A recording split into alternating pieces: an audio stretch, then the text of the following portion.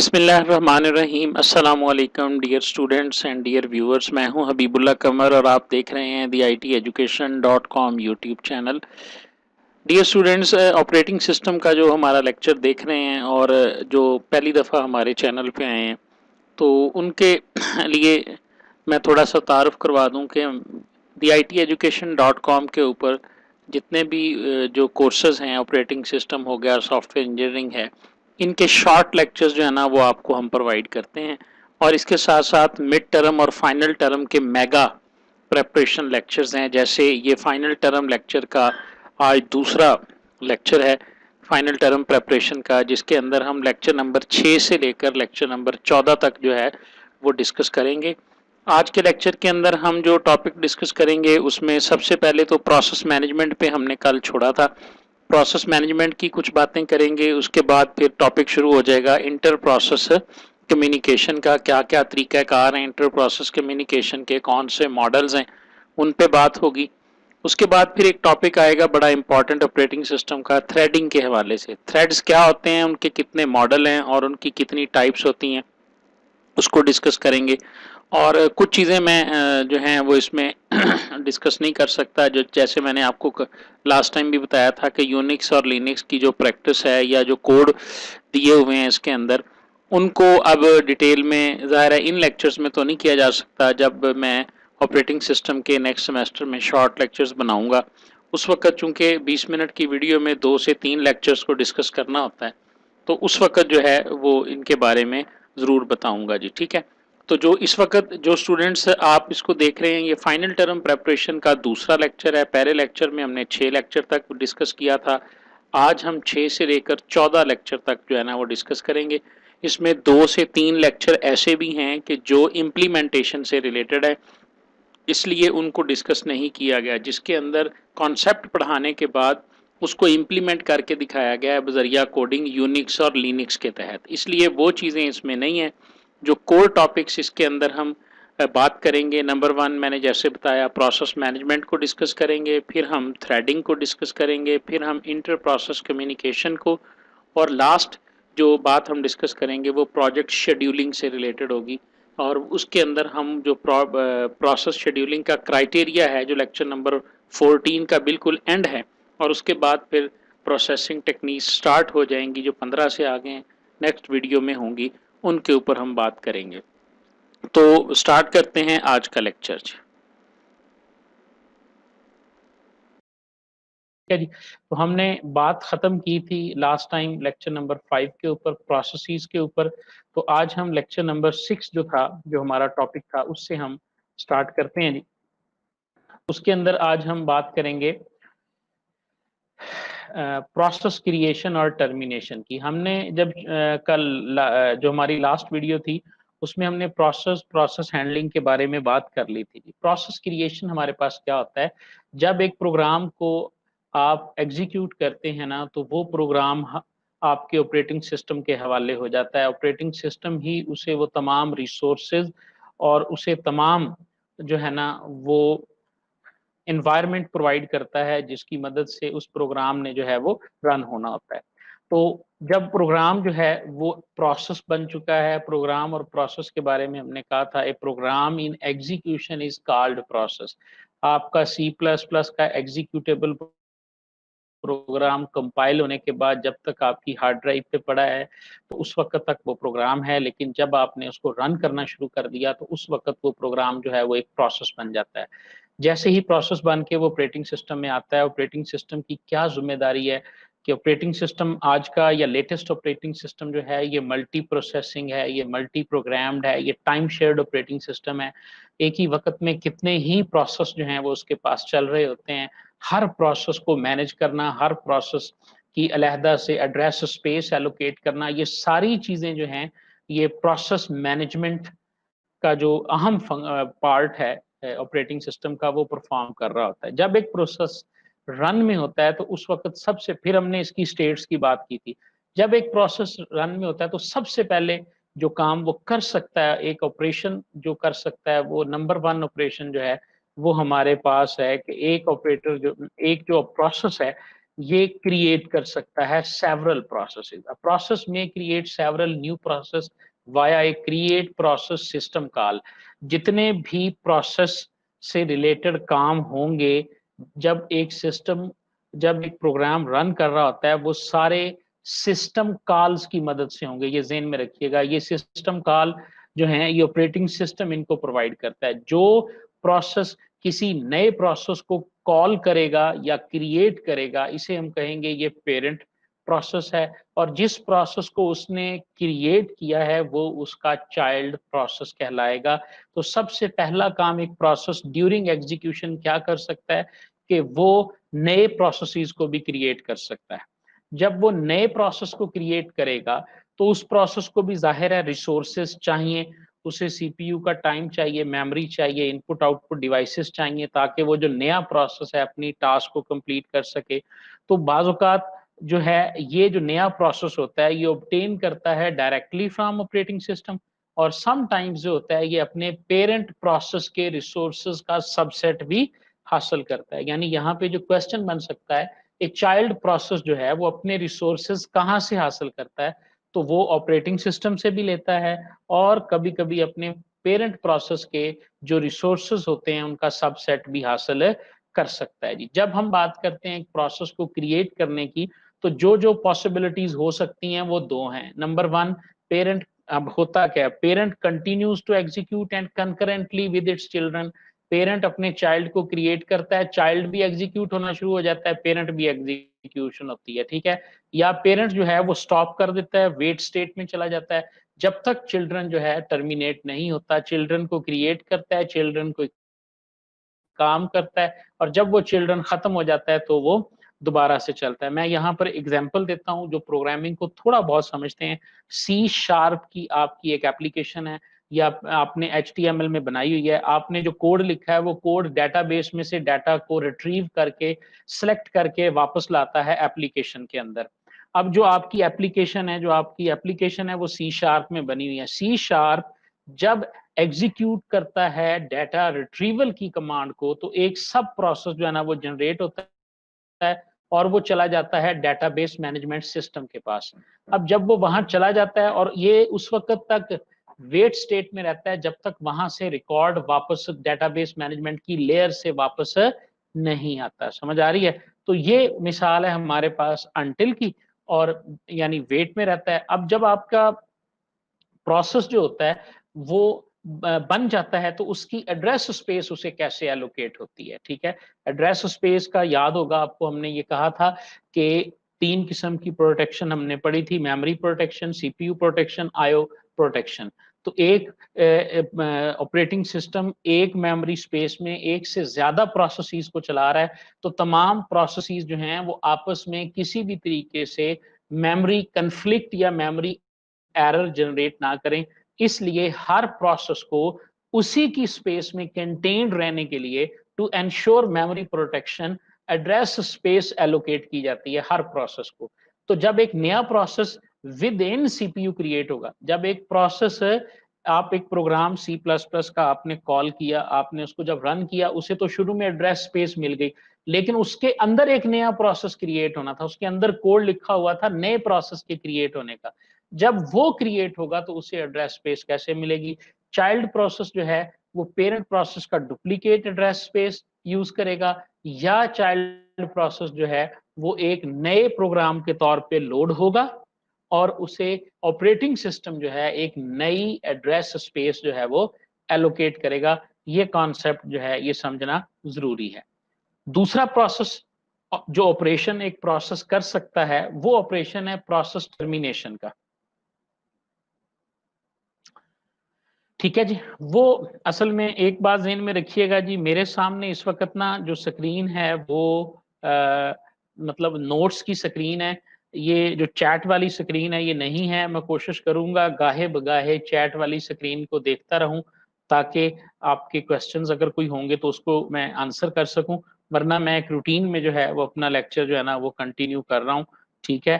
अपनी मसरूफ़ियत और मजबूरी की वजह से मैं ये लाइव आया हूँ, ताकि मुझे एडिट करके दोबारा इसे ना भेजना पड़े, और इससे फिर क्या होगा, मेरा कुछ टाइम जो है वो थोड़ा बच जाएगा। इस हवाले से जो है ना वो मैंने इसको किया हुआ है जी।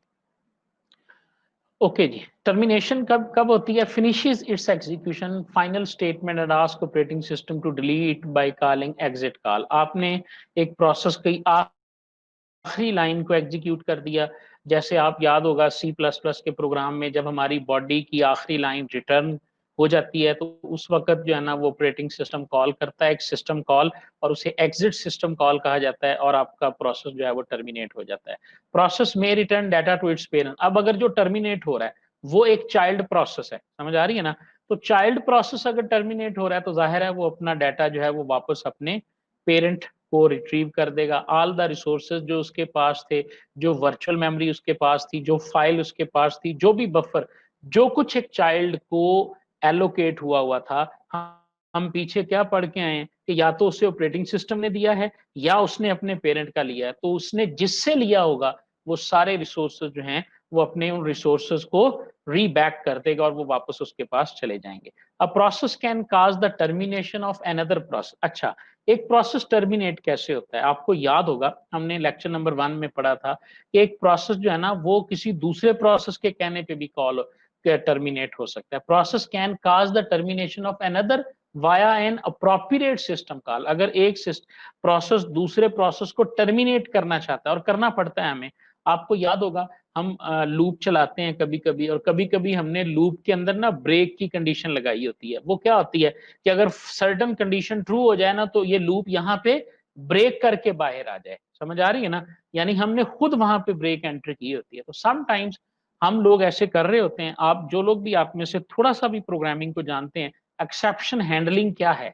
एक्सेप्शन हैंडलिंग यही है, अब नॉर्मल अप्रोप्रिएट सिस्टम कॉल है। आपका प्रोग्राम चल रहा है, आपने एक कोड को एक्सेप्शन में डाला हुआ है। अगर वो कोड किसी भी वजह से एरर देता है तो आप अपने प्रोग्राम को बजाय कंटिन्यू करने के आप उसे अबॉर्ट कर देंगे। ठीक है?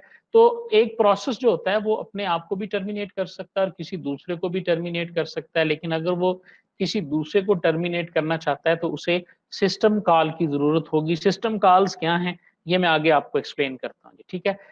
अच्छा, क्यों टर्मिनेट करता है? May terminate the execution of one of, अपने चिल्ड्रन की एग्जीक्यूशन को एक प्रोसेस जो है ना वो टर्मिनेट कर सकता है। क्यों टर्मिनेट कर सकता है? Number 1, child has exceeded its usages some of its. जो रिसोर्सेज उसे एलोकेट किए गए थे उसको एक्सीड कर दिया। आपका जो चाइल्ड प्रोसेस था उसने 1000 डाटा एरे को क्रिएट करना था। किसी वजह से उसकी डाटा एरे एक्सीड हो गई, जो मेमोरी उसको एलोकेटेड थी वो एक्सीड कर गया, आप उसे टर्मिनेट कर देंगे। आपका प्रोसेस, पेरेंट प्रोसेस उसे टर्मिनेट कर देगा। Task assigned to child is no longer required. जिस टास्क के लिए आपने चाइल्ड को क्रिएट किया था वो टास्क अब पेरेंट को रिक्वायर्ड नहीं है, वो उस सूरत में उसे टर्मिनेट कर देगा। Parent is exiting, parent itself जो है वो एग्जिट कर रहा है और उसका चाइल्ड प्रोसेस अभी रन कर रहा है। ठीक है? तो उस वक्त भी उसके पास ये ऑप्शन होती है कि वो अपने चाइल्ड प्रोसेस को जो है ना वो टर्मिनेट करे और फिर खुद जो है ना वो एग्जिट करे। तो ये 3 सिचुएशंस हैं एक चाइल्ड प्रोसेस के क्रिएट होने की। ये बहुत मशहूर कमांड है जी, इसको सबसे पहली सिस्टम कॉल, ठीक है, किसी भी सिस्टम के अंदर नया प्रोसेस क्रिएट करने की जो सिस्टम कॉल है उसका नाम है फोक, FORK। ये सी प्लस प्लस का फंक्शन भी है, ये जावा में भी यूज होती है। ये सिस्टम कॉल है जो तकरीबन हर जगह आप यूज कर सकते हैं। ठीक है? और ये फोक क्या है? ये चंद एक सिस्टम कॉल्स हैं जी जिनके बारे में ना आपने खुद से पढ़ना है। उसके बारे में, अब चूंकि ये एक से ज्यादा सिस्टम कॉल्स हैं तो जाहिर है मेरे लिए इनको एक्सप्लेन करना मुश्किल है। जैसे ये मेन का एक फंक्शन है, इसके अंदर आपने ये PID इज इक्वल टू फोक किया तो फोक एक नया जो है ना वो कॉल करेगा और कॉल करके एक नया प्रोसेस, चाइल्ड प्रोसेस क्रिएट करेगा और उसकी आईडी जो है वो इसको एलोकेट कर देगा। जब इसको एलोकेट कर रहा है तो इसे पहला, क्योंकि सब प्रोसेस है तो इसकी आईडी 0 होगी। तो हमने लिखा कि अगर तो PID 0 है तो ये कोड जो है ना ये चाइल्ड के लिए है। अगर इसकी आईडी जो है वो 0 नहीं आई इसको तो फिर ये कोड उसके पेरेंट का है। बहरहाल ये सिंपल सा कोड है जो आप समझ सकते हैं फोक सिस्टम कॉल जो काम करता है। ठीक है? फोक सिस्टम कॉल के अलावा ये एक उसकी ग्राफिकल उसने बता दिया जी, ये आपका पेरेंट प्रोसेस था, इसकी प्रोसेस आईडी 1 2 3 4 5 है। क्यों? क्योंकि इसे तो ऑपरेटिंग सिस्टम ने ये आईडी दी है। ये जब एग्जीक्यूट हुआ है तो ऑपरेटिंग सिस्टम ने इसको क्रिएट किया है, ऑपरेटिंग सिस्टम ने सिस्टम कॉल जनरेट की है। लेकिन अब इस प्रोसेस ने अपने अंदर रहते हुए फोक को कॉल किया है, तो उस फोक ने इसके चाइल्ड प्रोसेस को जो है वो पीआईडी एक 0 जो है ना वो रिटर्न की है। ठीक है जी। जब एक फोक के जरिए सिस्टम कॉल की जाती है तो सिस्टम कॉल जो पेरेंट के अंदर होती है, तो चाइल्ड प्रोसेस कौन कौन सी चीजें शेयर करता है, उसमें जितने एनवायरनमेंट वेरिएबल्स होते हैं पेरेंट के वो उसे मिल जाते हैं, जो जो फाइल उसने ओपन की होती है वो मिल जाती है, सिग्नल उसे मिल जाते हैं, नाइस वैल्यू उसे मिल जाती है, करंट वर्किंग डायरेक्टरी मिल जाती है, यानी जो कुछ पेरेंट के पास होता है उसका मोस्ट ऑफ द चीजें जो हैं वो चाइल्ड को असाइन हो जाती हैं। और जो चीजें डिफरेंट होती हैं पेरेंट और चाइल्ड की, पेरेंट का आईडी जो है वो चाइल्ड के आईडी से डिफरेंट होता है, चाइल्ड के पास जो है ना वो ये पैरामीटर्स जो है ना वो डिफरेंट होते हैं, उसका अपना डिस्क्रिप्टर जो है ना वो कॉल किया हुआ होता है जी। ठीक है। इसी तरह अब आप देखें, ये तो हो गया हमारे पास के वो सिस्टम क्रिएट कैसे हुआ। अब यहां से वो आ जाती हैं जी। इसमें ये मतलब 3 कॉल्स हैं, एक्सेल सीपी क्या है, एक्सेल, हाँ, एक्जीसीएलपी क्या है, वेट की कॉल क्या है, और इसी तरह एग्जीक्यूट की कॉल क्या है। ये कुछ सिस्टम कॉल्स हैं। मैं ये रिकमेंड करूंगा कि आप इन सिस्टम कॉल्स को ना जरूर नेट के ऊपर देख लें। ये एक लिस्ट मिलेगी आपको अगर आप गूगल करते हैं ना सिस्टम कॉल्स के हवाले से, तो आपको वहां पे ये सिस्टम कॉल नजर आ जाएंगी। ये 10 से 15 हैं जो मशहूर सिस्टम कॉल्स हैं।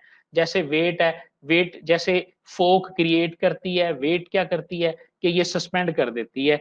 जो प्रोसेस कॉल कर रहा होता है ना वो सस्पेंड हो जाता है और अगला प्रोसेस जो होता है, जो इमीडिएट चाइल्ड होता है वो रन करना शुरू कर देता है, और इसी तरह ये सिलसिला जो है ना वो आगे चलता रहता है। जब इमीडिएट एंड करता है तो उस वक्त ये जो जो पेरेंट होता है जिसने उसे कॉल किया होता है, जो वेट स्टेट में होता है, ये दोबारा अपनी एग्जीक्यूशन को स्टार्ट कर देता है।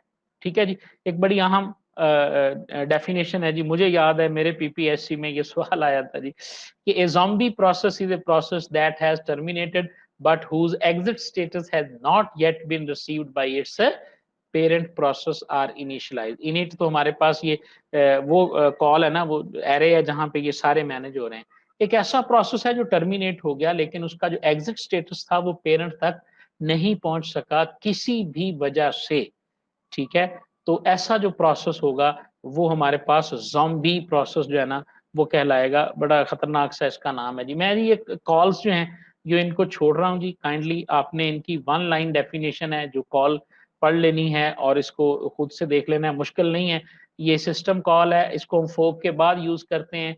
ठीक है। By one of two process to replace the process memory space with the new program. ठीक है। यानी इसके जरिए आप मेमोरी स्पेस को चेंज कर सकते हैं। बहरहाल मजीद तफसील जो है ना वो आप इन सिस्टम कॉल्स की खुद से देख लीजिएगा। मैंने इसको जब गूगल किया था तो देखें वो बड़ी आसानी से मुझे एक पूरी एक लिस्ट मिल गई थी जिसको आप आसानी से रीड कर सकते हैं। जरा मुझे चैट विंडो में आप बताएंगे कि क्या आप इसको रीड कर लेंगे, जो लोग भी इस वक्त सुन रहे हैं मुझे, कि उनको मेरे पेस की भी मतलब ज्यादा स्पीड से तो नहीं मैं पढ़ा रहा, या समझ आ रही है आपको, या जो चीज मैं छोड़ रहा हूँ ये आप कर लेंगे ना, ये आसान है मतलब आप लोगों के लिए करने के लिए। हाँ जी। मैंने इनको सर्च किया था जी, ऑपरेटिंग सिस्टम को मैंने मतलब ये मैंने मुझे याद आ रहा है यहाँ पे ऑपरेटिंग सिस्टम जो है ना ये सिस्टम कॉल्स के नाम से, हाँ जी, ये मेरा ख्याल है पूरा एक लिंक मुझे मिला था जिस लिंक के अंदर, हाँ जी, ये बिल्कुल सही है जी, ये मुझे एक लिंक मिल गया है और ये मैं आप लोगों के साथ चैट विंडो में जो है ना वो शेयर करता हूँ जी। ये पूरा एक लिंक है जी जहाँ से आप मुकम्मल तफसील के साथ प्रोसेस क्रिएशन जो है उसकी सारी की सारी जो है ना वो कॉल्स और उनका आगे जो जो फंक्शन लिखा हुआ है ना, एक बड़ा खूबसूरत सा टेबल बना हुआ है। ठीक है। मतलब मैं आपके साथ मुझे थोड़ा सा स्क्रीन को शेयर करना पड़ेगा। मैं शेयर स्क्रीन को दोबारा क्लिक करता हूँ और इस वक्त मैं पूरी इंटायर स्क्रीन को सिलेक्ट करता हूँ जी। ठीक है। ये मेरी इंटायर स्क्रीन आ गई, तो ये आपको नजर आ रहा है जी। ठीक है। गीक्स फॉर geeks.org के नाम की ये साइट है। यहाँ पे ये आपको लिंक मिल रहा है जी, ये मैं चैट विंडो में भी आपके साथ शेयर कर रहा हूँ। ठीक है। हाँ ठीक है जी, लेकिन ये सिंपल है ना, मतलब ये तो ये देखो ना आप, ये आपने सिर्फ नाम ही याद करने हैं। आप जरा इस लिस्ट को देखें, ये कितनी मुश्किल है आप लोगों के लिए, कुछ तो खुद से करें ना। प्रोसेस कंट्रोल के लिए 3 कॉल हैं, फोक, एग्जिट और वेट, दोनों का काम देखें क्या है। मैनिपुलेशन के लिए ओपन, रीड, राइट, क्लोज है। और ये कुछ कॉल्स की फहरिस्त है, इसमें कम्युनिकेशन वाली बहुत अहम है, प्रोटेक्शन वाली जो है ये अहम है, ये टोटल है जी सारी की सारी ना। तो इनको आपने थोड़ा सा ज़हन में बिठा लेना है। और ये रेफरेंस का भी उन्होंने पीडीएफ भी दिया हुआ है कि यहाँ पे ये सारी पड़ी हुई है। बहुत सारे सोर्सेज आपको मिल जाएंगे जहां पर आप बड़ी आसानी के साथ जो है ना वो इन सिस्टम कॉल्स को देख सकते हैं। ठीक है जी, आप सब ने मुझे, मेरा ख्याल है कि गो हेड दे दिया है। तो अब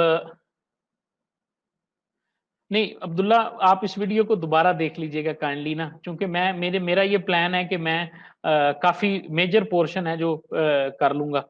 ठीक है ना, अगर मैं दोबारा रिपीट नहीं करता किसी चीज को, आप काइंडली यहाँ से आगे दोबारा देख लीजिएगा। ठीक है, मुझे इस तरह ना करें।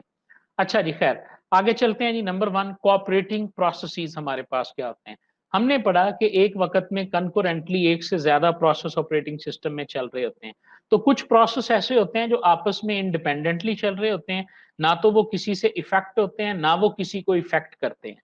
लेकिन कुछ प्रोसेस ऐसे होते हैं कि जो एक दूसरे के साथ शेयर करके चल रहे होते हैं। मैं आपको एक एग्जांपल दिखाता हूँ रनिंग प्रोसेसेस की ना। टास्क मैनेजर में जाएं, आपका आधा ऑपरेटिंग सिस्टम तो सिर्फ इस स्क्रीन से आपको समझ में आ जाएगा। ठीक है ना, ये अब वो टोटल प्रोसेस हैं जो इस वक्त आपके चल रहे हैं। ये वो रिसोर्सेज हैं जो इनको मिले हुए हैं, और ये परसेंटेज ऑफ रिसोर्सेज हैं जो आपका ऑपरेटिंग सिस्टम इनको दे रहा है। और अगर आप, मैं थोड़ी देर के लिए माउस भी छोड़ दूं और बोलना भी छोड़ दूं, तो आप देखोगे कि ये वैल्यूज बढ़ और कम हो रही हैं। यानी आपका ऑपरेटिंग सिस्टम कंटिन्यूसली जो है वो बता रहा है कि पावर यूज कौन कर रहा है, वेरी लो। अब देखिए, मैं थोड़ी देर के लिए, सिर्फ 10 सेकंड के लिए चुप करता हूं और ठीक है जी। इसी तरह ये जो प्रोसेस आपस में चल रहे हैं, इसमें कुछ प्रोसेस ऐसे हैं जो कोऑपरेटिंग है और कुछ ऐसे हैं जो इंडिपेंडेंट है। समझ आ रही है? अब जो कोऑपरेटिव प्रोसेस हैं वो क्या करते हैं, और जो इंडिपेंडेंट हैं वो हमारे पास क्या कर रहे हैं। ये हमारी टास्क है, इसको हम समझना चाहते हैं। ठीक है जी, जी 100% अकॉर्डिंग है जी। आज हम पढ़ रहे हैं प्रोसेस मैनेजमेंट, थ्रेडिंग और इंटर प्रोसेस कम्युनिकेशन। आपकी आउटलाइन में ये चीजें मौजूद हैं। मुझे क्या जरूरत है जी आउटलाइन के बगैर आपको गाइड करने की। ठीक है ना, मैं आउटलाइन से ज्यादा पढ़ा रहा हूँ। ठीक हो गया, लेकिन आउटलाइन के अलावा मैं कुछ नहीं पढ़ाऊंगा, अभी आपको पता चल जाएगा आगे ना जो चीज है जी। कोऑपरेटिंग प्रोसेस ऐसे प्रोसेस जो एक दूसरे के साथ इफेक्ट करते हैं, इंटरडिपेंडेंट होते हैं। और ऐसे प्रोसेस मेमोरी के अंदर या प्रोसेस के सीपीयू के अंदर जो एक दूसरे के साथ कुछ शेयर करते हैं। जब कोऑपरेटिंग प्रोसेस शेयर करते हैं तो इससे जो बेनिफिट्स हमें हासिल होते हैं, इंफॉर्मेशन शेयर हो रही होती है, कंप्यूटेशन स्पीड अप होती है। जाहिर है आपका सीपीयू और आपके आईओ चैनल्स शेयर हो रहे हैं तो आपकी कंप्यूटेशन स्पीड बेहतर हो जाएगी। मॉडुलैरिटी का जो कॉन्सेप्ट है ये बेहतर तरीके से जो है ना वो जो है वो इम्प्लीमेंट होता है कि आपके जितने भी प्रोसेस होते हैं वो सिस्टम फंक्शंस के हवाले से डिवाइड कर दिए जाते हैं। कन्वीनियंस है सीपीयू के लिए, मल्टी प्रोग्रामिंग एनवायरनमेंट के लिए। कोऑपरेटिंग प्रोसेसिंग की जब प्रोसेस की हम जब बात करते हैं तो दो नाम आते हैं, जिसे प्रोड्यूसर प्रोसेस और कंज्यूमर प्रोसेस कहते हैं। सिंपल है, अगर दो कोऑपरेटिंग प्रोसेसेस में से एक प्रोसेस ऐसा है कि जो कोई ऐसी इंफॉर्मेशन पैदा कर रहा है जिसको कोई दूसरा प्रोसेस जो है वो इस्तेमाल कर रहा है, तो जो प्रोसेस इंफॉर्मेशन को प्रोड्यूस कर रहा है वो आपका प्रोड्यूसर प्रोसेस कहलाएगा, और जो कंज्यूम कर रहा है वो आपका कंज्यूमर प्रोसेस कहलाएगा। हैंडआउट्स की कॉपी आपको मिल जाएगी, एग्जाम्पल दी हुई है, आप पढ़ लीजिएगा अगर मजीद आपको इसके कॉन्सेप्ट की जरूरत होगी तो। ठीक है जी, उसके बाद आ गया जी ये हमारे पास लेक्चर नंबर 8। अब इसके अंदर उसने कुछ लिनक्स और यूनिक्स के बारे में बताया हुआ है, इसको हम डिस्कस नहीं करेंगे, हम जाएंगे सीधा इंटर प्रोसेस कम्युनिकेशन के ऊपर। जब प्रोसेस, बहुत अहम टॉपिक है जी आपकी, ये जो आउटलाइन हमने डिसाइड की थी उस आउटलाइन के अंदर ये टॉपिक जो है ये मेंशन है। इंटर प्रोसेस कम्युनिकेशन हमारे पास क्या है। ठीक है जी, कितने किस्म की होती है, सबसे पहले हम ये देख लेते हैं जी। मैसेज पासिंग सिस्टम जो है, जब एक प्रोसेस कोऑपरेटिंग प्रोसेस के तौर पे एक दूसरे के साथ कम्युनिकेट करते हैं तो इस सिस्टम को कहते हैं मैसेज पासिंग सिस्टम, जो ऑपरेटिंग सिस्टम कंट्रोल कर रहा होता है। 5 तरीके हैं आपके पास एक सिस्टम के दूसरे सिस्टम के साथ, डायरेक्ट और इनडायरेक्ट, सिमेट्रिक और एसिमेट्रिक, इसको सिंक्रोनस और एसिंक्रोनस भी कहते हैं। ऑटोमेटिक एंड एक्सप्लिसिट है, send by copy, send by reference, fix size and variable size, ये इनके नाम है जी। अगर हम बात करें डायरेक्ट की, तो सिंपली ये है कि आपका जो एक प्रोसेस है वो डायरेक्ट भेजता है किसी को मैसेज, और वो भेजता है जी कि पी को भेजना चाहता है और फलां मैसेज भेजना चाहता है, और रिसीवर जो है वो अपने नाम से उसे रिसीव कर लेता है, दरमियान में कुछ भी नहीं है, ठीक है। Directly each process that wants to communicate explicitly name the recipient और सेंडर टू कम्युनिकेट। सिंपली जो रिसीव करना चाहता है वो नाम लेगा क्यू का कि मुझे ये मैसेज दे दो, मुझे ये डाटा चाहिए, पी भेजना चाहता, और एक मैसेज पी को भेजना चाहता है एक प्रोसेस, तो वो उसे सेंड कर देगा। ये तो हो गया डायरेक्ट। इनडायरेक्ट में क्या होगा? इनडायरेक्ट में इन दोनों के दरमियान, अच्छा अब इनके कुछ फायदे हैं। ईच की आइडेंटिटी का आपको पता आना चाहिए, और इन दोनों के दरमियान एक कम्युनिकेशन लिंक जनरेट होगा, और इन दोनों के दरमियान एक ही लिंक होगा जो जनरेट होगा, और ये मैसेज सेंड और रिसीव कर लेंगे। यानी दोनों के दरमियान एक डेडिकेटेड लिंक जो है ना वो क्रिएट होगा, ये ज़हन में रखना है। A link will be created and only link, उन दोनों के दरमियान ये एक ही लिंक होगा, एक से ज्यादा लिंक नहीं होंगे, ठीक है जी। मैसेज सेंड करने का जो आ गया। अब उसके बाद आ गया इनडायरेक्ट कम्युनिकेशन। इसमें देखें आप, सेंड टू और रिसीव करना है, लेकिन दरमियान में आपके क्या आ गया? मेल बॉक्स आ गया दरमियान में, ठीक है। अब मेल बॉक्स का क्या मतलब है? मेल बॉक्स का मतलब ये है कि जो मैसेज सेंडर है ना वो भेज देगा, उसे नहीं पता कि उसने किसको भेजना है। सेंडर ए में मैसेज ये भेजेगा मेल बॉक्स ए के अंदर, receive A message receive from, जिसने रिसीव करना है वो भी मेल बॉक्स में जाएगा, वो मेल बॉक्स का नाम दे देगा, जिसने सेंड करना है वो भी भेजेगा। यानी दोनों के दरमियान एक दरमियानी चीज है जिसे हम मेल बॉक्स कहते हैं। Both members have a shared mailbox, this is called indirect communication. A link is associated, क्या इन दोनों के दरमियान लिंक होगा? क्या ख्याल है आपका? हाँ, बिल्कुल नहीं होगा, क्योंकि वो दोनों तो जानते ही नहीं है। इन दोनों के दरमियान नहीं होगा, ये दोनों शेयर कर रहे होंगे उस लिंक को जो मेल बॉक्स के साथ है इनका, ठीक है ना। A link is associated with more than two processes, एक लिंक होगा, जो लिंक उनके दरमियान होगा तो ये इस तरह शेयर कर रहे होंगे। उसके बाद आ गया जी सिंक्रोनाइजेशन और asynchronization. Communication takes place by call to और सेंड रिसीविंग प्रिमिटिव्स। यानी इसमें क्या होगा कि आप कॉल को भेजेंगे, दो तरीकों से आप सिंक्रोनाइजेशन में मैसेज भेजेंगे। नंबर वन ब्लॉकिंग में, नंबर टू अनब्लॉकिंग में, ठीक है जी। सिंक्रोनस और एसिंक्रोनस के अंदर होता यह है कि आपके फंक्शंस जो है ना वो कॉल करते हैं, वहां पे प्रोसेस है, यहाँ पे फंक्शंस आपके जो आपके प्रोसेस के अंदर जो फंक्शन होते हैं वो कॉल करते हैं दूसरे के फंक्शन को, या वो मैसेज पास करते हैं दूसरे को। अब इसमें होता क्या है? नंबर वन ब्लॉकिंग सेंड क्या है? सेंडिंग प्रोसेस रुक गया है जब तक रिसीविंग प्रोसेस जो है ना उसको मैसेज मिल नहीं जाता। देखें, receiving process receives the message, उस वक्त तक आपका जो सेंडर है वो रुका हुआ है। नॉन ब्लॉकिंग सेंड क्या है कि सेंडर मैसेज ने मैसेज सेंड किया और अपनी प्रोसेसिंग जो है वो उसने जारी रखी है, और ये है नॉन ब्लॉकिंग सेंड। इसी तरह जाहिर है रिसीवर भी है। रिसीवर जब ब्लॉक कर देता है until A message is available, वो अपने आप को रोकता है और मैसेज को रिसीव करता है, या फिर ये करता है कि वो मैसेज को भी रिसीव करता रहता है। अच्छा, ये जो दो कंडीशंस है ना, ये वाली नॉन ब्लॉकिंग और ये, यानी बगैर रुके भेज देना, दिस इज कॉल्ड एसिंक्रोनस। और जो रुक के भेजना है, this is called synchronous mode, ठीक है जी। सिंक्रोनस मोड के अंदर आप वेट करते हैं रिस्पॉन्स का, और उसके बाद जो है ना वो नेक्स्ट एक्शन परफॉर्म करते हैं। अब आपका कम्युनिकेशन जिस मर्जी तरीके का होगा, कम्युनिकेशन आपकी डायरेक्ट हो या इनडायरेक्ट हो, जो मैसेज एक प्रोसेस से दूसरे प्रोसेस में जाने हैं, ये बफर से होके जाने हैं, ठीक है। पता है हमें, बफर मेमोरी है हमारे पास, टेम्परेरी क्यू है, और टेम्परेरी क्यू याद रखें। क्यू क्यू का स्ट्रक्चर क्या होता है कि जिसमें एक एंड से डाटा आप एंटर करेंगे तो दूसरे एंड से रिसीव होगा। समझ आ रही है ना? क्यू हमारे पास ऐसा डाटा स्ट्रक्चर होता है। तो अब हम देखें कि इसमें तीन किस्म के क्यूज जो है ना वो यूज होते हैं जी। जीरो है, बाउंडेड है, और हमारे पास अनबाउंडेड है। जो बाउंडेड है इसकी फाइनाइट लेंथ होती है, एन मैसेज इसमें जा सकते हैं। अगर आप मैसेज भेजना चाहते हैं तो आप देखेंगे कि जो इसकी कैपेसिटी है वो फुल तो नहीं है, अगर उसमें होगी तभी आप मैसेज भेजेंगे, वरना आप नहीं भेज सकते। जो अनलिमिटेड है, क्यू हैज इनफाइनाइट लेंथ है, आप जब चाहें उसके ऊपर मैसेज जो है वो भेज सकते हैं। इसमें क्या होगा कि सेंडर कभी ब्लॉक नहीं होगा।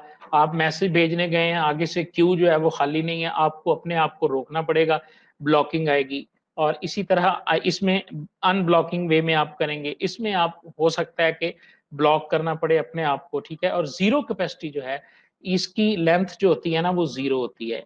अब अगर इसकी लेंथ जीरो है तो उसका मतलब है can not have any message waiting in it. तो इसका मतलब ये है कि कोई मैसेज भी इसके अंदर वेट स्टेट में नहीं है, यानी जीरो है तो उसका मतलब है एम्प्टी है, ठीक है। अगर जीरो है तो उसका मतलब है एम्प्टी है, आप इसके ऊपर जो है ना वो उस वक्त तक ब्लॉक रहेंगे जब तक मैसेज आपका रिसीव नहीं होता। मजीद आप इसको गूगल कर सकते हैं और इनकी क्लियर डेफिनेशन भी आपको मिल जाएगी, कोई ना कोई एग्जाम्पल भी मिलेगी और डायग्राम भी आपको मिलेगी। अब देखें, यहां तक तो थे कॉन्सेप्ट्स, और यहां से आ गया यूनिक्स और लिनक्स के आईपीसी टूल्स क्या है, ठीक है। इसमें से एक चीज को आपने पढ़ना है, बाकियों को आपने नहीं पढ़ना। नंबर वन तो आपने पढ़ना है पाइप का कॉन्सेप्ट क्या है। पाइप बेसिकली बफर है, लेकिन यूनिक्स लिनक्स सिस्टम में हम इसे पाइप कहते हैं।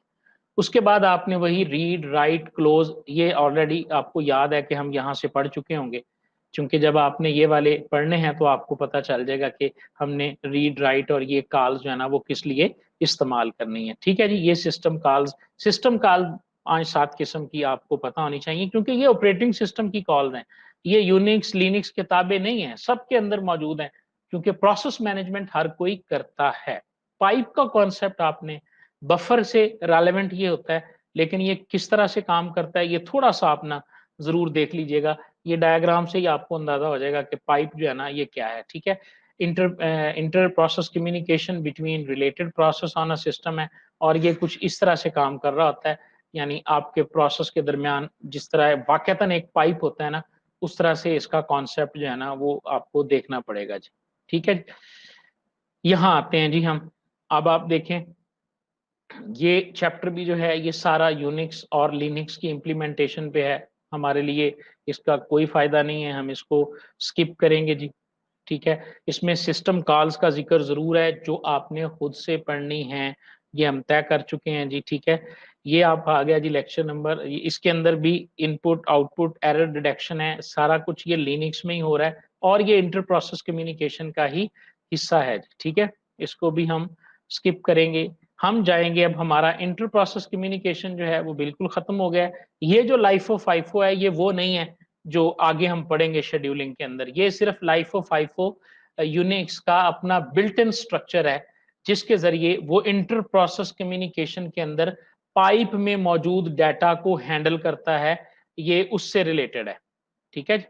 इसका उसके साथ जो है ना वो कोई ताल्लुक हमारे पास नहीं है जी। अच्छा जी, अब हम जाते हैं अपने नेक्स्ट लेक्चर पे।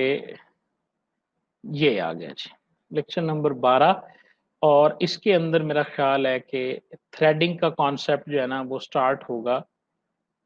ये व्हाट इज थ्रेड, ठीक है। अब ये तकरीबन कोई 10-20 सफ़ों के ऊपर इसको लिखा हुआ है, और इसके अंदर जो है ना वो कोड्स भी मौजूद हैं। थ्रेड थ्रेड प्रोसेस से भी छोटा होता है। मैं ज़रा यहाँ पे आपको अगर एक्सप्लेन करके बता सकूँ तो, बल्कि मुझे मेरा ख्याल है मैं एमएस पेंट चलाना चाहिए, ठीक है।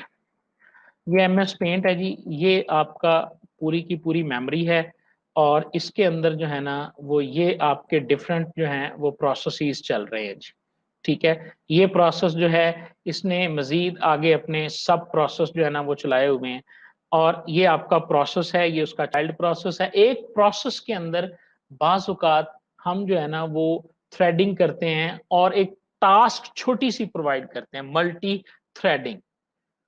ए light weight process simple a basic unit of CPU utilisation, यानी सबसे छोटा एटॉमिक लेवल का जो यूनिट है सीपीयू की यूटिलाइजेशन का, वो एक थ्रेड है। बहुत स्ट्रॉन्ग कॉन्सेप्ट है जी मल्टी थ्रेडिंग का। जावा ने पहली दफा इंट्रोड्यूस करवाया था थ्रेडिंग को, और ये उसके सेलिएंट फीचर्स में से एक फीचर था कि जावा एक ऐसी लैंग्वेज है कि जो मल्टी थ्रेडिंग लैंग्वेज है, उसके अंदर आप मल्टी थ्रेडेड प्रोग्राम्स जो हैं वो क्रिएट कर सकते हैं जी। ठीक है जी। तो थ्रेड्स हमारे पास कितने किस्म के होते हैं, किस तरह से कम्युनिकेट करते हैं, ये एक डायग्राम बड़ी आसान तरीके से वाज़ेह कर रही है जी। ये वो रिसोर्सेज हैं और ये आपके पास एक मेमोरी एक सीपीयू एग्जीक्यूशन है। यहाँ से ये सारा कुछ एक सीपीयू एक प्रोसेस को मिलता है। प्रोसेस को रजिस्टर मिलते हैं, प्रोसेस को स्टैक मिलता है, प्रोसेस को फाइल्स मिलती हैं, यहाँ प्रोसेस का डाटा पड़ा होता है, यहाँ उसका वो एग्जीक्यूटेबल कोड होता है जो सी में लिखा होता है या किसी लैंग्वेज में लिखा होता है। ठीक है? तो अगर उसमें थ्रेडिंग नहीं की हुई तो एक ही थ्रेड के अंदर वो सारा प्रोग्राम चल रहा होगा। ठीक है? लेकिन जब हम करते हैं इस तरह इसको थ्रेडिंग में बना लेते हैं तो आप देखें कि register stack register stack register stack data file और यानी यहां से में क्लियर हो रहा है कि एक थ्रेड जो है वो जब क्रिएट होता है एक प्रोसेस के अंदर तो उसके रजिस्टर्स और स्टैक उसका डिफरेंट होता है, लेकिन डाटा कोड और फाइल इसको वो शेयर कर रहा होता है। ये है क्या बेसिकली? बेसिकली ये एक प्रोसेस है, याद रखिएगा। ये जो एक बॉक्स है, ये एक प्रोसेस है और एक प्रोसेस के पास 6 चीज़ें होती हैं, कोड होता है, डाटा होता है, फाइल्स होती हैं, रजिस्टर होता है, स्टैक होता है और एक चीज़ यहाँ मेंशन नहीं है, वो होती है हीप। ठीक है? स्टैक उसकी वो मेमोरी होती है जो लिमिटेड होती है, लेकिन हीप वो मेमोरी होती है जो एक प्रोसेस डायनामिकली जो है ना वो एलोकेट करता है। ये 6 चीजें लाजमी एक प्रोसेस के पास होती हैं जब वो एग्जीक्यूशन में होता है। बाकी इससे ज्यादा भी कुछ और चीजें भी होती हैं, लेकिन ये 6 तो पक्की है ना। हीप इनके अंदर मेंशन नहीं है। तो जब आप आपका एक प्रोसेस मल्टी थ्रेडेड इन्वायरमेंट में चलता है तो वो जो थ्रेड्स होते हैं, ठीक है, क्यों चलता है? पैरेलल एग्जीक्यूशन के लिए। आपको पता है आजकल प्रोसेस जो है ना, सीपीयूज जो हैं वो मल्टी कोर सीपीयू आ चुके हुए हैं। ठीक है ना? तो जब मल्टी थ्रेडिंग एक प्रोसेस डिवाइड होके एक से ज्यादा थ्रेड बनाता है और तमाम थ्रेड्स जो हैं वो डिफरेंट कोर को असाइन कर दिए जाते हैं और हर कोर एक एक थ्रेड को एग्जीक्यूट करती है, तो आप देखें आपके सीपीयू की यूटिलाइजेशन और प्रोसेस जो है ना वो कितनी ज्यादा बढ़ जाती है। ठीक है? तो इसमें ये डायग्राम में समझ लें, रजिस्टर स्टैक इसका अपना होगा, लेकिन जो कोड होगा वो ये दूसरे के साथ जो है ना वो शेयर कर रहा होगा। इस बात को आप जरा समझ लेंगे। ठीक है जी? अच्छा, अब देखें आप, मैंने इसके लिए जो अच्छा सोर्स मुझे लगा यानी थ्रेडिंग, वो सारी बातें इसके अंदर मौजूद हैं जी। ठीक है? ये थ्रेडिंग से रिलेटेड जितनी भी चीजें हैं, एडवांटेजेस डिसएडवांटेज, ये सारा कुछ मौजूद है। लेकिन मुझे एक वन पेज सोर्स मिला जो मैं आपके साथ शेयर करना चाहता हूं, वो है ऑपरेटिंग सिस्टम के हवाले से। ठीक है? वो है जी ये ट्यूटोरियल पॉइंट का ना, ट्यूटोरियल पॉइंट के अंदर ये टॉपिक जो है ये बड़ा अच्छे तरीके से जो है ना वो एक्सप्लेन किया हुआ है। मैं इसका लिंक जो है वो आप लोगों के साथ शेयर कर देता हूँ। देखिए मेरा मकसद क्या है कि जहां से कॉन्साइज वे में आप पढ़ सकें और तैयारी कर सकें। ठीक है? मैंने जब देखा कि वो तो 15 पेजेस में वो बातें लिखी हुई हैं जो यहाँ एक आर्टिकल के अंदर मौजूद है। सबसे पहले उसने थ्रेड को डिफाइन किया। थ्रेड जो है ये एक लाइट वेट प्रोसेस है। कलेक्शन इसको करते हैं जी, किस तरह से ये बिहेव कर रहा है देखें, उसी तरह की डायग्राम आपको यहाँ पे भी नजर आ रही होगी। ठीक है? डाटा फाइल और ये कोड, रजिस्टर काउंटर और स्टैक जो है वो सारे डिफरेंट हो गए इसके अंदर। यहाँ पे ये जो काउंटर है बेसिकली ये प्रोग्राम काउंटर है। ठीक है? तो हर थ्रेड का प्रोग्राम काउंटर भी डिफरेंट हो जाएगा, ये खास किस्म का रजिस्टर होता है। उसके बाद ये क्लियरली डिफरेंस कुछ लिखे हुए हैं जी के प्रोसेस और थ्रेड के दरमियान डिफरेंसेस क्या हैं। ये हैवी वेट है, ये लाइट वेट है। स्विचिंग नीड, ये यहाँ पर यानी एक प्रोसेस से दूसरे प्रोसेस में जाना हो तो ऑपरेटिंग सिस्टम को इंटरफेयर करना पड़ता है। लेकिन थ्रेड्स जो होते हैं, आप देखेंगे थ्रेड सीपीयू के हवाले होते हैं, इसके अंदर ऑपरेटिंग सिस्टम कोई नहीं आता। मल्टी थ्रेडिंग प्रोसेसिंग एनवायरनमेंट में process execute the same code but in its own memory, अपनी मेमोरी में चला रहा होता है। थ्रेड जो होता है ये अपने चाइल्ड प्रोसेस में भी जाके चल सकता है। ये डिफरेंट किस्म के जो है ना वो एडवांटेजेस हैं। फिर एडवांटेजेस हमारे पास थ्रेड्स के क्या हैं? ठीक है जी, स्विचिंग टाइम इसका कम है। कॉन्टेक्स्ट स्विचिंग का क्या मुराद होती है जी? एक प्रोसेस या एक थ्रेड से दूसरे थ्रेड में सीपीयू जब शिफ्ट होता है ना, एक को एग्जीक्यूट करता है, फिर दूसरे को, फिर एक को, फिर दूसरे को, this is called context switching. Threads जो हैं ये कंकरेंसी हमें देखो, मल्टी प्रोसेसिंग मल्टी प्रोग्रामिंग क्या करती है? Concurrency among processes. समझ आ रही है? यानी एक से ज़्यादा प्रोसेसेस को एक ही वक़्त में चलाना, ये मल्टी प्रोग्रामिंग है। लेकिन अब हम यहाँ क्या कर रहे हैं, एक प्रोसेस के अंदर मौजूद थ्रेड्स को जो है वो कंकरेंटली हम चला रहे हैं। यानी हमने प्रोसेस को डिवाइड किया थ्रेड्स के अंदर और उन थ्रेड्स को हम जो है वो पैरेलल एग्जीक्यूट कर रहे हैं। मज़ीद बेहतर कर दिया हमने और मज़ीद हमने जो है ना वो अटेन कर लिया, जो है वो आप कह लें एफिशिएंसी को। 2 किस्म के थ्रेड्स होते हैं जी। हमारे पास यूज़र लेवल थ्रेड्स हैं जी और कर्नेल लेवल थ्रेड्स हैं। यूज़र लेवल थ्रेड्स जो होते हैं ये बेसिकली क्या हैं, जिनको यूज़र ही मैनेज करता है। यानी अगर आपने जावा में लिखे हैं, सारी कोडिंग प्रोग्रामर ने खुद करनी होती है, ऑपरेटिंग सिस्टम को पता भी नहीं होता। ये देखें, ये जो कर्नेल है ना, ये आपका ऑपरेटिंग सिस्टम है, ये आपका प्रोसेस है, ये जो है ये आपका प्रोसेस है। जितनी हैंडलिंग हो रही है, वो सारी की सारी आपके प्रोसेस के अंदर हो रही है। ये देखें, not aware of existing of thread, आपका थ्रेड मैनेजमेंट कर्नल जो होता है, यानी आपके ऑपरेटिंग सिस्टम को पता भी नहीं है कि आप थ्रेडिंग के अंदर काम कर रहे हैं, किसी किस्म का ऑपरेटिंग सिस्टम के नॉलेज में नहीं है। ये यूजर लेवल थ्रेड है। ये प्रोग्रामर खुद जो बिल्ट इन लाइब्रेरीज होती हैं लैंग्वेज की, उसके अंदर खुद से क्रिएट करता है। ठीक है। एडवांटेजेस, ज़ाहिर है एडवांटेज डिसएडवांटेजेस आप पढ़ सकते हैं। कर्नल लेवल थ्रेड्स हमारे पास क्या है, thread management is done by the kernel. यहाँ पे कर्नल से मुराद ऑपरेटिंग सिस्टम है। There is no thread management code in application area. Application के अंदर प्रोग्रामर थ्रेड मैनेजमेंट नहीं लिखता। कर्नल जो है यानी ऑपरेटिंग सिस्टम खुद ब खुद थ्रेड्स को मैनेज कर रहा होता है। किसको कॉल करना है, किसको सपोर्ट करना है, सारी चीजें जो है वो आपका ऑपरेटिंग सिस्टम खुद करता है। अगर आप, ठीक है, अगर आप इसकी जो है ना वो डायग्राम देखेंगे तो डायग्राम इसमें नहीं है, क्लियरली है डिफरेंस बिल्कुल के प्रोग्रामर का, प्रोग्रामर की लेबर को बचा दिया कर्नल लेवल थ्रेड्स ने, ठीक है ना। जबकि यूजर लेवल थ्रेड्स के अंदर प्रोग्रामर को ही सारा कुछ मैनेज करना पड़ता है। मैंने जो ये हैंडआउट्स हैं इसके अंदर मैंने, मेरा ख्याल है मैंने मेंशन की हैं वो तमाम लाइब्रेरीज। ये देखें, यूजर लेवल थ्रेड और कर्नल लेवल थ्रेड को यहाँ भी मैंने डिस्कस किया हुआ है और वो लाइब्रेरीज मैंने मेंशन की हैं इसमें, जो मशहूर लाइब्रेरीज हैं यूजर की। पॉजिक्स पी थ्रेड्स, ये भी सवाल मुझे याद है जी, 100% ये मेरे पेपर में आया था जब मैंने 18 स्केल के लिए पेपर दिया था। पॉजिक्स, पी थ्रेड, ये दोनों चीजों के बारे में पूछा गया था। सवाल क्या था ये मुझे ज़हन में नहीं है, ज़ाहिर है यूजर लेवल या कर्नल लेवल थ्रेड्स के ऊपर ही पूछा गया होगा। थ्रेड्स के जो मेथड्स हैं, जो मॉडल्स हैं, ये हमारे पास 3 है जी। एक क्या है जी, मैनी टू मैनी रिलेशनशिप है, एक मैनी टू वन है, एक वन टू वन है। बिल्कुल इसको मिक्सअप नहीं करना डेटाबेस के रिलेशंस के साथ, समझ आ रही है। इसको नाम मिलते हैं लेकिन इसका मतलब ये नहीं है कि इनका कोई कॉन्सेप्ट जो है वो उनके साथ मिलता है। ये बात आपने ज़हन में रखनी है जी, ठीक है। ऐसा कुछ नहीं है, इसको नहीं आपने मिक्सअप नहीं होने देना जी। मैनी टू मैनी थ्रेड्स क्या हैं जी, देखें जी। मल्टीप्लेक्सर होता है जब हम एक से ज्यादा थ्रेड्स को मल्टीप्लेक्स करते हैं। तो यहाँ पर देखें, P1 के 3 थ्रेड हैं और P2 के तीन थ्रेड है और number of user threads on to equal number of smaller number of kernel threads. ठीक, कर्नल ने हर एक के लिए एक एक अलग-अलग थ्रेड जनरेट किया है, क्योंकि ये कर्नल इसको हैंडल कर रहा है जी। 6 थ्रेड्स उसे मिले थे और 6 के 6 थ्रेड्स ही जो है ना वो उसने आगे कम्युनिकेट कर दिए हैं और 6 थ्रेड्स जो है ना ये हो गया मैनी टू मैनी। अच्छा, और सबको सीपीयू 2 देने हैं, 4 देने हैं, ये बात की बात है। उसके बाद आ गया आपके पास मैनी टू वन मॉडल। इसमें क्या, 3 थ्रेड इधर से आए, 3 इधर से आए। कर्नल ने इनको मल्टीप्लेक्स करके एक एक थ्रेड को असाइन कर दिया।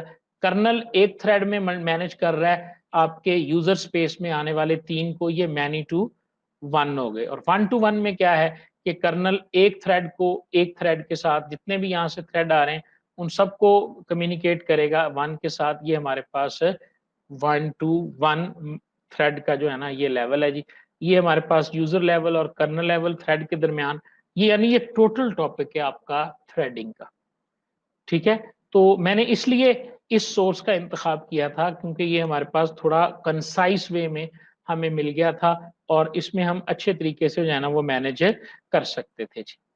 ठीक है जी, यहाँ तक मुझे बता दें जी, अगर सबको समझ आ गई है तो आप एक गो हेड मुझे दें ताकि मैं आपको लेके चलता हूँ स्लाइड्स में, नए टॉपिक के ऊपर अपने वापस आते हैं अपने उसी हैंडआउट्स के ऊपर और बात करते हैं शेड्यूलिंग क्राइटेरिया की और प्रोसेस शेड्यूलिंग की।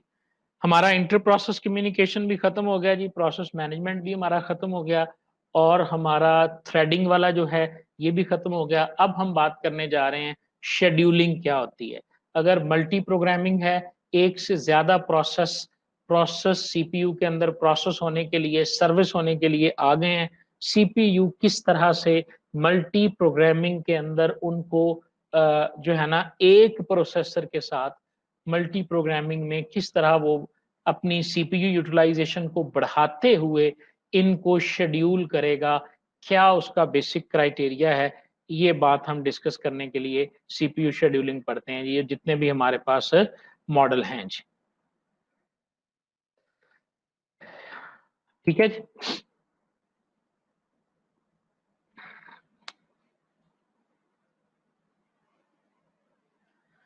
ओके जी, तो हमारे पास सबसे पहले हम देखते हैं जी कि एक लाइफ जो है ना वो हमारे पास क्या होती है। लाइफ ऑफ ए प्रोसेस जो है ना ये बेसिकली क्या है, ठीक है।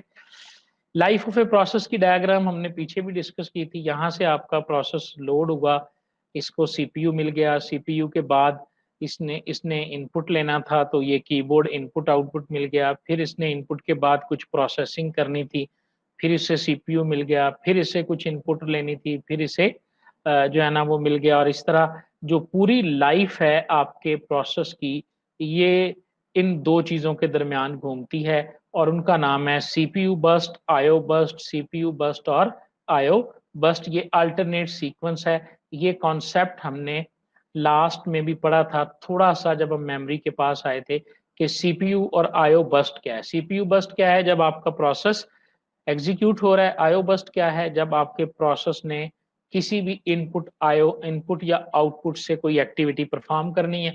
आप इसको ऐसे समझें कि आपने एक सी प्लस प्लस का प्रोग्राम किया हुआ है। आप उस सी प्लस प्लस के प्रोग्राम के अंदर जो है ना जब इनपुट दे रहे होते हैं तो उस वक्त आईओ बर्स्ट होती है, और जब आपसे इनपुट लेने के बाद आपका सी प्रोग्राम जो है उसे प्रोसेस कर रहा होता है तो वो उस वक्त सीपीयू बर्स्ट होती है। ठीक है, आप इसको ऐसे समझ लें, ये प्रोसेस एग्जीक्यूशन के अंदर ये वाली एग्जांपल है जी। ठीक है जी, और ये सिलसिला चलता रहता है जी बस ड्यूरेशन का, इसी के दरमियान ये आपका सीपीयू घूमता है जी। जब भी सीपीयू आपके पास आइडल होता है जी, यानी जब आपका प्रोसेस जो है वो रन स्टेट में था, लेकिन हुआ क्या कि आपका प्रोसेस चला गया इस वक्त। जी ये लेक्चर रिकॉर्डेड है जी, आप बाद में देख सकते हैं। मैंने सिर्फ अपनी मुशक्कत कम की है जी, ठीक है, आपको मैंने तकलीफ नहीं दी। जो मुझे इसे रिकॉर्ड करके इसे एडिट करके फिर अपलोड करना पड़ता है ना, मैंने ज़रा टाइम मेरे पास आज मैनेज नहीं हुआ। मैंने वो मुशक्कत बचाने के लिए लाइव आया हूँ ताकि आपको जो है ना वो आसानी से इसकी समझ आ जाए और कुछ जो है ना चलें आपसे बात भी हो जाएगी और कोई ऐसा मसला नहीं है। ये अवेलेबल होगा ऑल द टाइम, जब चाहें आप इसको दोबारा देख सकते हैं। आप बच्चों को संभालें जी, कोई इशू नहीं है। Operating system must select one of the process to be get into ready queue. तो short term scheduler, CPU scheduler ये नाम है, ये आपके सीपीयू का वो पार्ट है जो सिलेक्ट करता है किसी भी प्रोसेस को सीपीयू में भेजने के लिए। ये किस तरह सिलेक्ट करता है, इसके पास डिफरेंट किस्म के तरीके हैं। फाइफो क्यू है, इसके पास ट्री है, और लिंक लिस्ट की सूरत में मौजूद होते हैं, नोड्स की सूरत में मौजूद होते हैं। ये सारी बातें, पहला पार्ट आपका है सीपीयू शेड्यूलर। ये क्या करता है समझ आनी चाहिए। डिस्पैचर क्या करता है? Dispatcher is a kernel module that takes control of CPU from the current process and gives it to the process selected by short term scheduler. आपका सीपीयू जिसे जिस प्रोसेस को प्रोसेस कर रहा था, अगर शेड्यूलर ने कोई और सिलेक्ट कर लिया है तो डिस्पैचर का काम ये है कि वो आपके सीपीयू को वहां से लेकर और दूसरे प्रोसेस तक वो असाइन करेगा। ये आपके डिस्पैचर का काम है। जैसे ही डिस्पैचर असाइन करेगा, ये एमए असाइन नहीं करेगा। ये दो तीन काम कर, number one, switching the context. Context mean saving the current setting of process and restoring the newly selected process. ये बात बड़ी अहम है, कॉन्टेक्स्ट और सेविंग। ठीक है, जब आपका प्रोसेस जो है रन हो रहा था, शेड्यूलर ने कोई और सिलेक्ट कर लिया, डिस्पैचर आपके सीपीयू को उधर भेजेगा। जब उधर लेके जाएगा तो जिसको ये चला रहा था उसकी सारी इंफॉर्मेशन को इसने सेव करना है, this is called saving the context and this is called context switching. ठीक है जी। स्विचिंग टू यूजर मोड, ये यूजर मोड में स्विच कर देगा। Jump to the proper location of the user program to restart the program. जाहिर है आपका प्रोग्राम 5 इंस्ट्रक्शंस रन कर चुका था, छठी से उसने स्टार्ट होना था। ठीक है, छठी पे उसको किसी ने बुला लिया तो वो उधर चला गया, वहां से सर्विस करके जब वापस आया है तो उसने वापस उसको एग्जैक्ट वही लोकेशन चाहिए जहां से उसने इसको रीस्टार्ट करना था। The time it takes for the dispatcher to stop one process and to start other process is called dispatch latency। जो एक को स्टॉप करके दूसरे को स्टार्ट करने में जितनी देर डिस्पैचर लेता है, ये डिस्पैच लेटेंसी कहलाती है जी। दो किस्म की शेड्यूलिंग होती है जी मेन, एक प्रीएम्प्टिव एक नॉन प्रीएम्प्टिव जी। ठीक है जी, preemptive scheduling और non preemptive CPU scheduling can take place under the following। ये वो वजह है जिसकी वजह when a process switches from running state to waiting state। एक प्रोसेस था वो रन कर रहा था, उसे आईओ रिक्वेस्ट आ गई और वो खुद वेट स्टेट में चला गया, सीपीयू आपका आइडल हो गया। यहाँ पर अब सीपीयू शेड्यूलर ने सीपीयू को विला नहीं रहने देना, उसने कोई दूसरा उठा के उसे देना है। उस सूरत में हमें सीपीयू शेड्यूलिंग करनी होती है। When a process switch from running state to ready state, for example when an interrupt occurs जी। आपका प्रोसेस वेट स्टेट में नहीं गया बल्कि रेडी स्टेट में चला गया। वो रनिंग स्टेट में था लेकिन कोई ऐसी इंटरप्ट आई है, ठीक है, वो इंटरप्ट हम पढ़ के आए हैं, सॉफ्ट इंटरप्ट भी हो सकती है, हार्ड इंटरप्ट भी हो सकती है। ठीक है, एक ऐसी इंटरप्ट आई है कि जिसकी वजह से आप का प्रोसेस जो है वो रेडी क्यू में तो उस वक्त जाना है ना जब आईओ बस्ट आनी है, जब इंटरप्ट आनी है, ट्रैप आना, तो उस सूरत में इसने रेडी क्यू में आ गया जी। जब रेडी में आ गया आपका सीपीयू फिर वेला हो गया, सीपीयू शेड्यूलर उसको कोई नया प्रोसेस असाइन करेगा। when a process switches from waiting state to ready state, एक waiting state में था अब वो ready state में चला गया, उसने आईओ को कंप्लीट कर लिया। अब आईओ को उसने कंप्लीट कर लिया है, अब ये वो प्रोसेस था जो अपना सीपीयू जो एग्जीक्यूट हो रहा था लेकिन उसको आईओ आया, वो आईओ में चला गया, वेट में चला गया, अब उसकी आईओ कंप्लीट हो गई है, अब उसे अपना सीपीयू वापस चाहिए। ठीक है, तो उस वक्त भी जाहिर है स्विचिंग करनी पड़ेगी। ठीक है, and when a process terminate, चौथी स्टेट क्या है कि जब एक प्रोसेस जो है वो चल रहा था टर्मिनेट हो गया तो जाहिर है अब सीपीयू को चाहिए दूसरा। ये बात चारों समझ में आ गई। अब ये चारों सूरतों में जब एक सीपीयू शेड्यूलर और डिस्पैचर एक प्रोसेस से दूसरे प्रोसेस में स्विच करते हैं तो उस वक्त उनके पास दो तरीके हैं, और वो दो तरीके क्या हैं, एक है नॉन प्रीएम्प्टिव और एक है pre-emptive. when takes place only 1 and 4 we say scheduling is non preemptive, otherwise the scheduling scheme is preemptive। under non preemptive scheduling, ये जरा पढ़ लीजिएगा, non preemptive scheduling, once the CPU has been allocated to a process, the process keeps the CPU until either it switches to the waiting state, finishes, CPU bursts are terminate। non preemptive का मतलब है कि इसे interrupt नहीं किया जा सकता, pre-emptive का मतलब है कि इसे इंटरप्ट किया जा सकता है। यानी जब आप सीपीयू शेड्यूलिंग करता है तो सीपीयू को पता बताया जाता है कि इस प्रोसेस को तुमने मुकम्मल करके सीपीयू को छोड़ना है, उससे पहले नहीं छोड़ना। अगर तो इस तरतीब में आपके प्रोसेस शेड्यूल हुए हुए हैं तो this would be known as non preemptive scheduling. ठीक है, चाहे कोई आईओ स्टेट में जाता है चाहे कोई रेडी में जाता है, जब तक एक प्रोसेस फिनिश नहीं होगा CPU can not be switch to another process. This type of scheduling is called non preemptive scheduling. लेकिन अगर आप किसी वक्त भी जैसे ही कोई रेडी में गया आपने उठा के दूसरे को दे दिया, और वो क्यू में आ गया आपने उठा के दूसरे को दे दिया, CPU को आइडल नहीं रहने दिया, तो उस सूरत में आपके पास प्रीएम्प्टिव शेड्यूलिंग रहती है। सवाल ये पैदा होता है कि प्रीएम्प्टिव तो बेहतर है तो फिर नॉन प्रीएम्प्टिव का क्या फायदा। लेकिन कुछ सिचुएशंस ऐसी हैं जी जहां पे जब प्रोसेस को रन किया जाता है तो उस वक्त वो नॉन प्रीएम्प्टिव मोड में वो प्रोसेस चलना होता है, कि जब तक वो कंप्लीट ना हो दूसरा कोई प्रोसेस भी जो है वो एग्जीक्यूट ना कर सके। पंजाब यूनिवर्सिटी के इस दफा जो पेपर हुए हैं ना बीए बीएससी के, वो आप देखें कि जब सेफ ब्राउजर चल जाता था, सेफ ब्राउजर के चलते हुए कोई दूसरा प्रोसेस आपके ऑपरेटिंग सिस्टम के अंदर नहीं चलता। आप तजर्बा करके देख लीजिएगा, सेफ ब्राउजर एक ओपन सोर्स ब्राउजर है। जब वो ब्राउजर आप लोड कर लेते हैं, उसका आइकॉन पड़ा हुआ है, आपने आइकॉन पे डबल क्लिक किया, वो चल जाएगा। अब वो जब चलता है तो 100% ये कॉन्सेप्ट वहां पे अप्लाई होता है। जब वो चलता है तो होता क्या है कि आपका ऑपरेटिंग सिस्टम आपके कॉन्टेक्स्ट को स्विच करता है, किसको? वो देता है जाके आपके सेफ ब्राउजर को। यानी जो कुछ चल रहा होता है सबको उसने रोकना है, उनकी स्टेट्स को सेव करना है और सारे का सारा सीपीयू दे देना है और सारे रिसोर्सेज दे देने हैं जाके सेफ ब्राउजर को। जैसे ही सेफ ब्राउजर के पास चले गए, अब ना जी आपकी विंडो चलनी है, ना आपका कोई प्रोग्राम चलना है, सिर्फ और सिर्फ सेफ ब्राउजर चलना है। और राइट साइड पे नीचे एक पावर ऑफ का बटन आना है। जब आप उसे पावर ऑफ करेंगे तभी आप वापस अपनी डेस्कटॉप पे आएंगे, अदरवाइज आप आ ही नहीं सकते। समझ आ रही है? अब यहां पर ये देखो कि सेफ ब्राउजर किस मोड में चल रहा है, एग्जीक्यूट हो रहा है?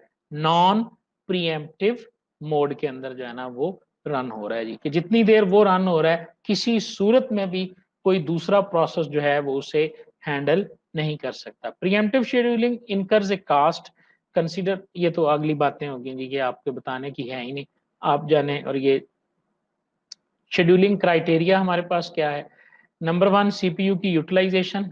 ठीक है जी, सीपीयू यूटिलाइजेशन क्या होती है जी, इसकी तारीफ आपको आनी चाहिए जी। We want to keep CPU as busy as possible in a real system, it would be range from 40%। यानी सीपीयू यूटिलाइजेशन से मुराद क्या है कि सीपीयू जो है वो ज्यादा से ज्यादा बिजी रहे।